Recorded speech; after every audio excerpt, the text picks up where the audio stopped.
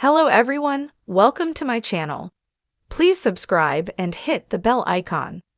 Leslie makes another move against Laura, and Tom's gives Eva a birthday surprise.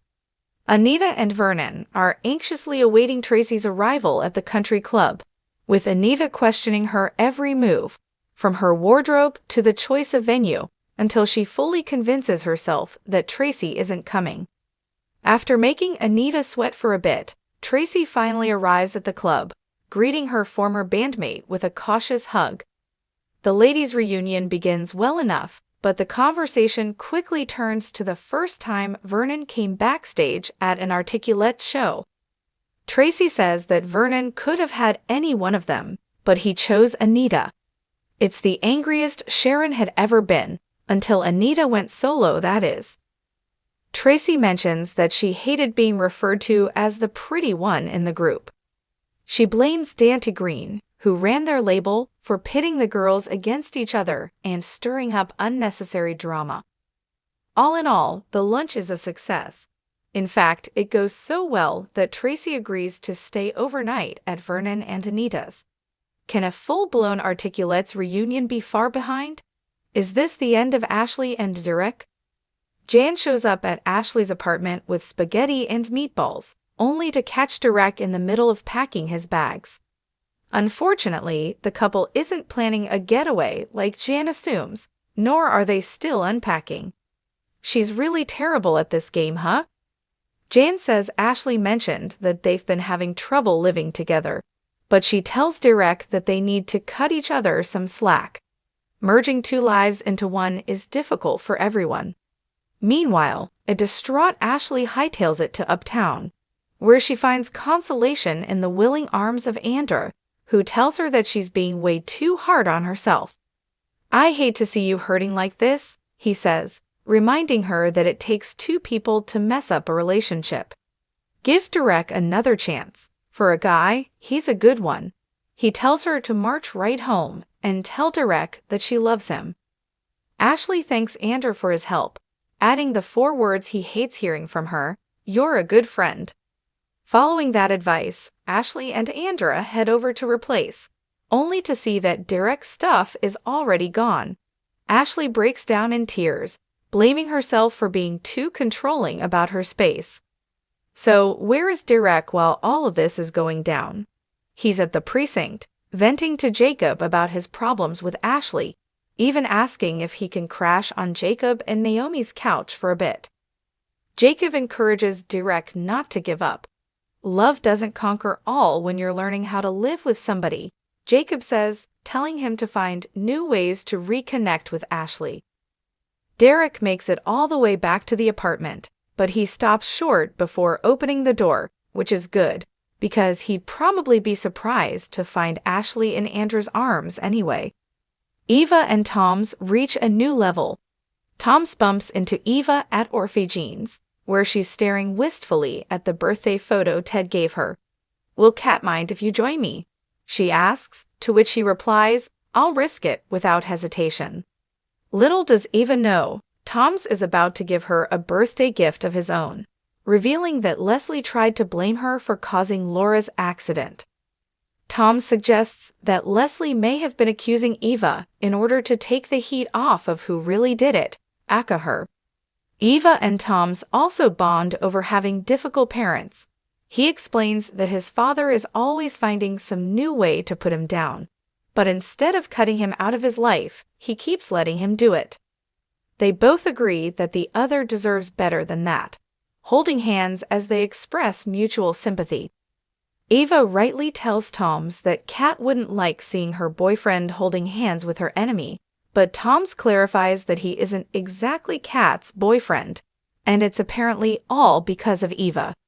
Tom's explains that he and Eva were starting to get close again, until she blew him off to investigate the accident. Eva is shocked to hear that Kat hates her enough to send the police after her, and equally shocked when Tom's tells her to cut herself some slack. Kat grows suspicious of Leslie. Kat pays Jacob a visit at the police station to follow up about his interrogation with Leslie, and she's disappointed to hear that Leslie claims she was just messing with Kat. That said, speaking with Leslie has given Jacob a new theory, that Leslie appears far more guilty than Eva, complete with a motive and no alibi whatsoever. Over at Garland Memorial, Laura wakes up to find Leslie standing over her. But she isn't there to give the poor girl another heart attack. Leslie Not this introduces time, herself anyway. to Laura, But her reputation precedes her. Everybody knows about what you did to Ted and Nickel, Laura says, which gets more than a bit of a rise out of Leslie. Leslie asks Laura who she thinks might be responsible for her accident. Laura says it's not unreasonable for people to suspect Eva, especially after what happened at the Richardsons' anniversary party, but Leslie insists that her daughter would never do something so horrible. But her mother would. Their conversation is interrupted by the unexpected arrival of Kat, who immediately tells Leslie to get the hell out of Laura's room. Once Leslie slithers away, Laura says she's starting to think that Leslie was the one on the bike, throwing more fuel on Jacob's theory. Kat even theorizes that Leslie and Slash or Eva caused the potassium spike that led to Laura's heart attack. Kat returns to Jacob, telling him that Leslie was in Laura's hospital room and sharing her suspicions about Laura's potassium spike. Jacob thanks Kat for her time, but he doesn't need more theories, he needs evidence. Eva puts Leslie on notice. In case that wasn't enough drama for you, Eva bumps into a familiar face on her way out of Orphe Jeans. It's Leslie. "Sorry I missed your little birthday luncheon. I had to wash my wigs," Leslie tells her daughter. But Eva doesn't care about that. She has something her mother needs to hear. "It's not enough to use me and lie to me, and then throw me out of the house when you're done. But now you're trying to pin your crimes on me. Get her, Eva." The morning sun slid across the cobblestone streets of Valencia like honey, golden and slow, soaking the city in a deceptive calm. But inside the art gallery on Calle del Sol, the atmosphere crackled with anything but peace. Leslie stood in the center of the exhibit hall, a sleek black notebook clutched in her manicured hands, eyes narrowed like a falcon surveying prey. Laura had outmaneuvered her once again. Her installation, Fractured Eden, had been selected for the International Biennale, the very spot Leslie had coveted for her own series, Ashes and Oranges. It wasn't just professional, it never had been. Back in graduate school, Leslie and Laura had been inseparable until Laura's betrayal. One stolen concept sketch. One conveniently lost USB drive. One prestigious grant that should have been Leslie's. Ever since, Leslie had played the long game. Carefully, quietly, but now she was ready for her boldest move yet. She flipped open her notebook and checked her list. Leak the anonymous tip to the Biennale board about Laura's alleged plagiarism. Send curated screenshots of Laura's supposed AI-assisted renderings to art blogs. Make sure Tomás sees the package. Ah yes, Tomás. Tomás Hidalgo was not only the gallery's newly appointed creative director, but also Laura's not-so-secret ex. And, unfortunately, the one person Leslie couldn't quite control. Not yet. But she had something Laura didn't: patience. Meanwhile, just a few blocks away, Eva Vargas was completely unaware of the looming storm in her social circle. She was curled up on the balcony of her apartment, sipping café con leche and admiring the rooftops.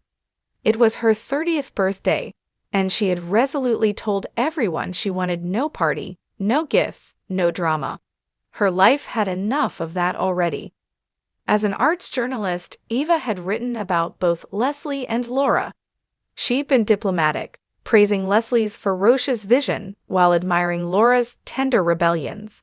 She'd known there was tension between the two, but not the extent of it. Besides, her mind today was on other things. Like how Tomás had been acting, odd. Eva and Tomás had been seeing each other quietly for a few months, careful not to stir gossip. He was warm, funny, spontaneous, but lately he'd seemed distracted, ducking phone calls, muttering about mistakes, and always looking like he had something to say but couldn't. She figured he might be planning a surprise dinner or concert tickets. Maybe a spa day. He knew she loved quiet celebrations. So when her doorbell rang at noon, and she opened it to find no one there, but a box wrapped in craft paper and red ribbon, she smiled. Inside the box was a letter, a single gold key, and a map. The note was written in Tomás's handwriting. For the girl who finds poetry in shadows and paints with words, follow the map. Your birthday has layers. Back at the gallery, Leslie's lips curled as she passed her anonymous email to the Biennale's committee. She attached the images, screenshots, and links to a rather convincing blog post written under a pseudonym, Art Justice 77.